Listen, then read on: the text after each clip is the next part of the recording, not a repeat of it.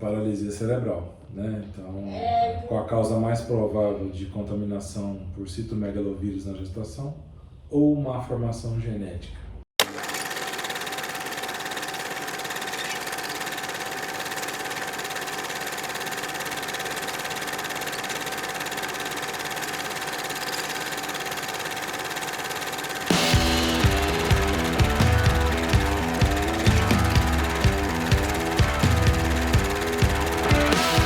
Senhoras e senhores, tudo bem?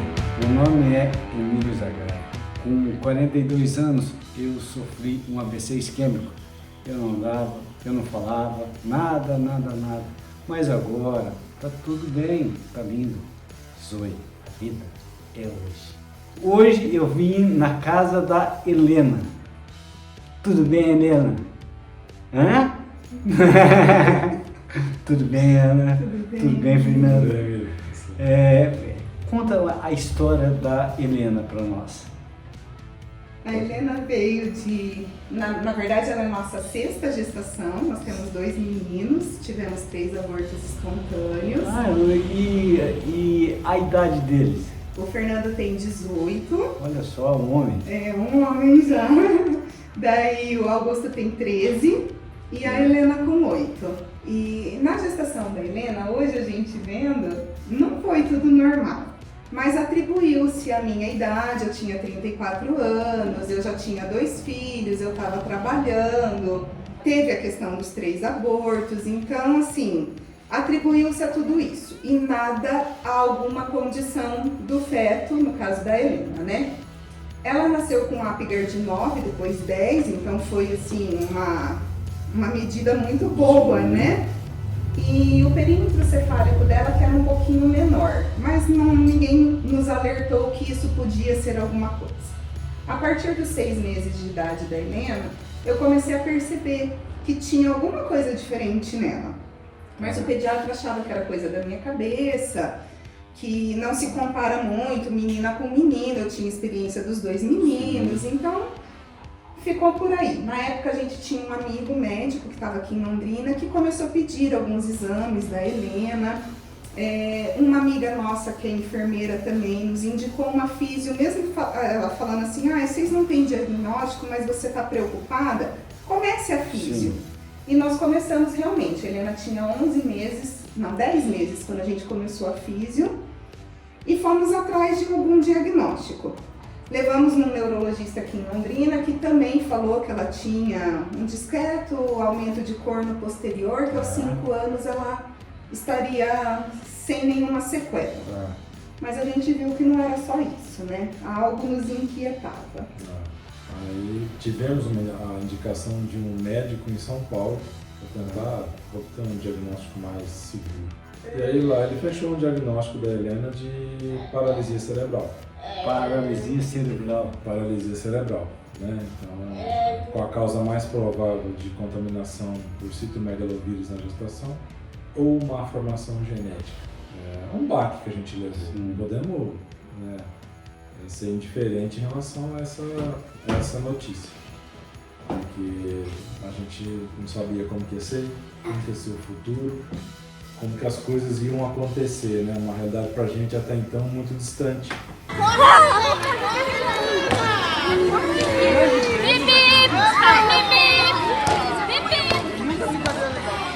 E aí continuamos com as terapias, a Helena foi evoluindo, né? E aí a gente com esse diagnóstico procurou daí dentro disso um tratamento mais específico. Bom, é isso, o que a gente precisa fazer, o que tiver ao nosso alcance para melhorar a condição de vida dela.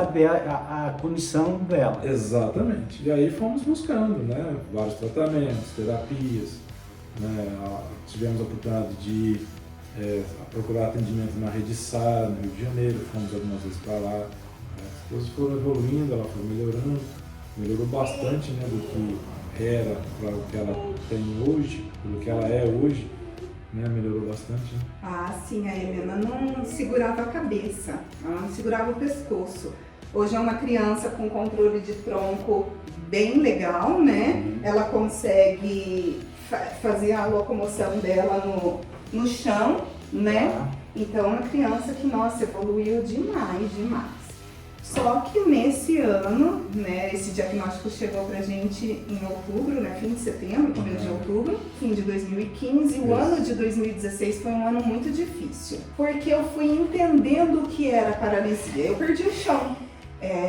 Uma filha sonhada, uma filha, né, de um sexo diferente, que era menina, a gente tinha os 2 meninos, né? E de repente é um mundo que você não tem noção do que você vai encontrar. Quando a gente é mãe de crianças típicas, a gente conversa uma com a outra, pergunta o que o filho está fazendo, se está falando, se está engatinhando.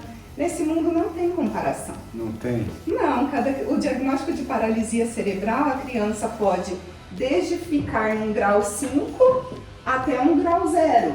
Grau 5 é uma criança que depende totalmente de uma outra pessoa para auxiliá-la. E o grau 0 é uma criança bem independente, onde consegue realizar suas atividades, só que com algum atraso, vamos colocar assim, né? Aí nesse ano de 2016, a gente passou por um processo, que nem a fala do Fernando, tudo que tiver ao nosso alcance. Coitada da Helena, a gente socou ela de terapia. Ah, é? Ela fazia tudo. Ela fazia físio 5 vezes na semana, terapia ocupacional, ecoterapia, hidroterapia. Um fisioterapeuta que eu ia na época sempre falava, a Helena precisa ser criança. Mas demorou um tempo para eu assimilar que não era terapia que ia mudar a história dela. A história dela já está escrita. O ganho que ela vai ter não depende da quantidade de estímulos que eu vou proporcionar. Sim. É importante, mas não é só isso. Hoje a gente consegue com a Helena ter as segundas e as sextas-feiras livres para ela. De segunda e sexta ela fica em casa, brincando, assistindo TV, fazendo coisas de criança, que é típicas da idade dela, né? Ela tem 8 anos. 8. Por exemplo, no ILES, ela vai no ILES ou não? Ela ia. A primeira escola que a gente colocou foi o ILES. Indico para qualquer pessoa, nós fomos assim super bem recebidos lá, né? É uma instituição incrível. Só que lá eles aconselharam a gente, tanto eles quanto Sara do Rio, que a Helena tinha uma potencialidade para ser uma aluna de inclusão.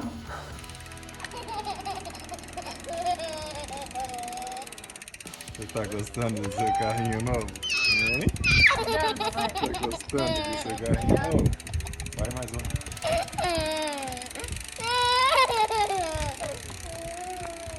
Então a gente tirou de lá.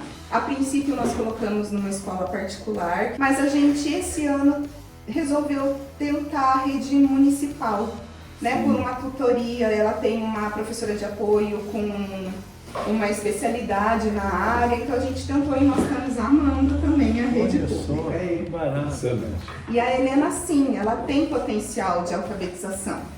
Ela não tem a fala oral como a gente tem, mas ela comunica-se tanto por gestos, ou da Libras, ou por apontamento de figuras. Cuidado! Vai lá, Helena!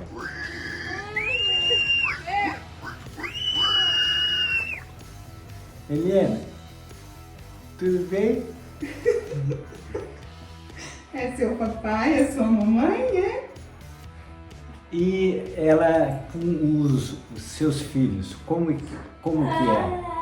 Uma relação total de irmãos. É. Eles enchem ela até, eles irritam ela, eles tomam o brinquedo da mão dela. Então, assim, eles não veem a irmã como uma irmã com deficiência, e sim como uma irmã. Tá. Nesses anos todos, e Deus? Fala pra mim. É só por ele, na verdade, né? É entendendo como que a gente superou e tem superado isso. Na verdade, a gente tem que entender a vontade de Deus, né, na nossa vida, que ela é soberana, Sim. independentemente do que a gente queira, né? E a gente tem que crer conforme está na Bíblia, na palavra dele, que a vontade dele é boa, perfeita e agradável. Sim. Então a gente vem aprendendo, Emílio, né? E trabalhando isso dentro da nossa vida desde então, né? A gente é cristão de berço, né? Então nunca questionamos a vontade de Deus. Ele nos deu a Helena dessa forma, do jeito que ela é. E a gente aceitou, a gente ama ela de uma forma incondicional, né? Uma menina linda, sorridente, alegre, que transmite uma paz, uma alegria no olhar, né? Todo mundo fala isso dela, né? Então não tem como você não amar uma criança dessa forma, né? E a Helena tem nos ensinado muito, nos ensinou muito. Como? Essa veia do serviço social, do olhar para o outro de uma forma diferente, no sentido de ajudar, de se colocar no lugar do outro, sabe? Isso aí com a Helena, ela tem nos ensinado muito isso. Se não fosse isso, a gente não teria se envolvido nessas questões, né? A Flávia na AFEL, eu lá no ILES, a gente vestindo de fato a camisa, né? do PCD. E então, a Helena tem nos ensinado isso, uma condição, um lado humano melhor.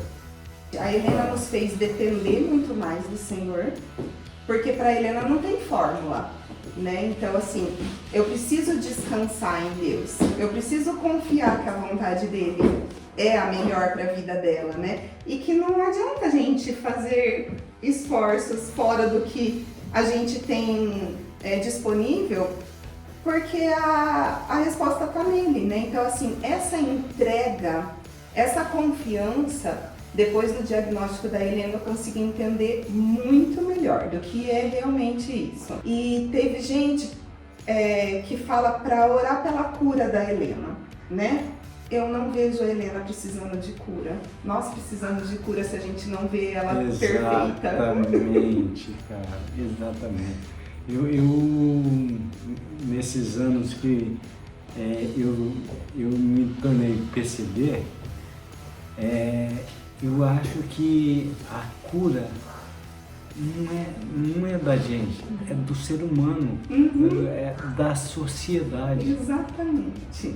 Eu falo, gente, se ela precisa de cura, uma menina que, quando a gente está no culto e fala para orar, ela ajoelha no chão para orar. Nossa. Uma menina que, quando está louvando o Senhor, levanta as mãos e está louvando de todo o coração, que cura que ela precisa, né?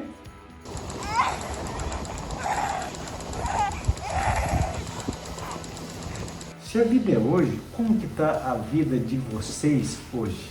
Olha, nós estamos vivendo uma fase muito gostosa, né? A gente estava procurando um outro imóvel para morar, a gente morava num apartamento. Sim. E Deus colocou no nosso coração um sonho de mudar para uma casa. E Deus nos presenteou com esse imóvel aqui, né, que você está. É muito mais do que a gente pediu ou sonhou, né? Pra gente é um presente mesmo. Muito mais. No lugar que a gente queria, do jeito que a gente queria, ele chegou numa condição que a gente conseguia. Ele chegou e falou, tá aqui. Você, profissionalmente, graças a Deus, está indo bem, né? Saúde, a Helena, uma princesa que só nos dá alegria. Minha esposa agora começou a fazer gastronomia, sonho, né? Que era um sonho que ela tinha. Eu falei, então vai fazer, sabe? Tá feliz da vida. Então, a vida hoje tá leve, né, Fernando? Tá leve, Eu acho que tá daquele peso de diagnóstico não existe mais. Não existe, né? Tá bom, cara. Essa alegria em poder comemorar as pequenas conquistas da Helena, esse olhar para o que realmente importa. Tem hora, Emílio, que a gente vê assim, nossa, eu nem lembro quando o Fernando e o Augusto conquistaram isso, porque é tão automático que você não repara detalhes. E com a Helena, a gente está vivendo o que é um Deus de detalhes, né? O que ele fez, a criação, né? Cada passarinho que chega aqui, a gente vê uma pintura diferente, cada conquista da Helena. Então, acho que hoje a vida tá leve, tá gostosa.